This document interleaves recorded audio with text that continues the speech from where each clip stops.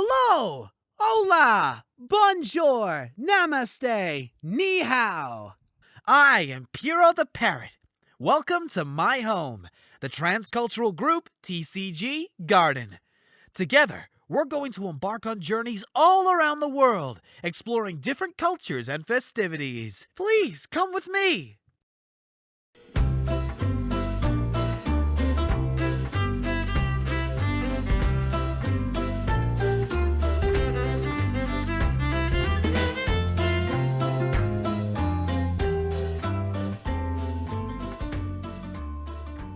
Today, our adventure will be at the tree of Lunar New Year, a tree blooming with fresh beginnings and possibilities.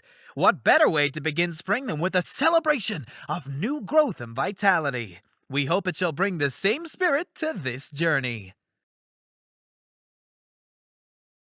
The Lunar New Year is a seasonal festival celebrated by more than a fifth of the world's population, which is more than 1.5 billion people. It is celebrated by people all around East Asia, from China to Singapore, as well as by Chinese people living around the world. In each region, the Lunar New Year has a different name. It is usually celebrated between January 21st and February 19th, and it lasts for 15 days. In China, where it is primarily celebrated, it is known as the Spring Festival. It signifies the beginning of a new year, and it is a time for family reunions and renewal of the spirit. In Mongolia, it is known as the Sagayan Sa, which means white moon. In Korea, it is known as Solal, which means Lunar New Year. In Japan, it is known as Shogatsu, which means New Year. In Vietnam, it is known as Tet, which is a shortened form of Tet Nguyen Dan. This means Feast of the First Morning on the first day. In Thailand, it is known as Songkran, a word derived from Sanskrit. It means astrological passage to transformation or change. In the rest of the world, such as in Southeast Asia and in Western nations, it is simply known as the Lunar New Year. Here comes Po Yi the panda. Po Yi shall join me as we continue to discover the interesting facts of Lunar New Year. Ni hao, my friends. My name is Po Yi. You can call me Po. Let me tell you more about Lunar New Year in China. The Lunar New Year is celebrated from the 1st to the 15th day of the first lunar month. Every province in China celebrates Chinese New Year with a myriad of their own unique traditions. The travel season across China during this time is known as Chunyun. It is considered to be the largest annual short-term human migration to take place in the world, with an estimated 200 million people traveling each year. Chinese New Year is the most important Chinese festival. It is said to have been first celebrated during the Shang Dynasty, 1766 BCE to 1122 BCE. Legend has it that on Chinese New Year's Eve, a huge, ferocious beast called Nian would emerge to devour people and their livestock. Over time, the villagers noticed that Nian was scared away by a child wearing red garments, loud noise, and fire. The villagers began to decorate their homes in scarlet red and regularly lit explosive bamboo fireworks.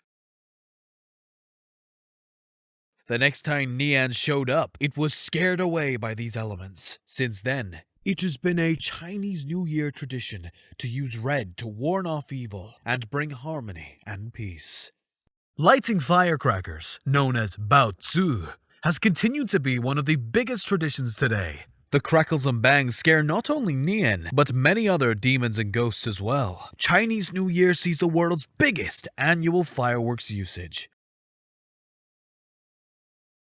No, Po, those firecrackers would certainly scare me off as well. I wouldn't want to be a New Year roast parrot. You are so funny, Piro. In the past, the agricultural livelihood in China meant that most people were busy working on farms. Hence, there were few opportunities for families to gather. This made the Lunar New Year even more special, as it became a period set aside for families to come together. Many festive traditions are carried out together as a family. One of these customs is spring cleaning. Every corner of the house is cleaned thoroughly before the first day of Chinese New Year, when all brooms would be put away. This is to prevent one's fortune from being swept away. A type of painting called nianhua, which contains the likeness of different deities, would be pasted on doors to ward off evil. Paper cuttings called chuanghua, which means window flowers, would be pasted on windows as house decorations. The women in northern Chinese families gather to make these gorgeous designs just before the new year. The pattern on the left is a chuanghua representing prosperity. It is read to symbolize abundance and happiness. The one below represents the welcoming of spring. It is in the middle of two poetic couplets in calligraphy. These are called spring couplets and are also popular decorations. On Chinese New Year's Eve, children receive red packets containing money, known as hongbao, from elders whom are usually married. These packets symbolize the giving of good fortune to the younger generation. It is a festivity gift that many children look forward to. It is considered rude for the recipient to open it in front of the giver. The amount given can vary. However, even number values, except 4, are preferred over odd numbers. Po, I heard that food is an integral part of the entire celebration, and the Chinese have such great cuisine. You are so right, Piero. Let's take a small break here, and we shall talk all about the great foods when we come back.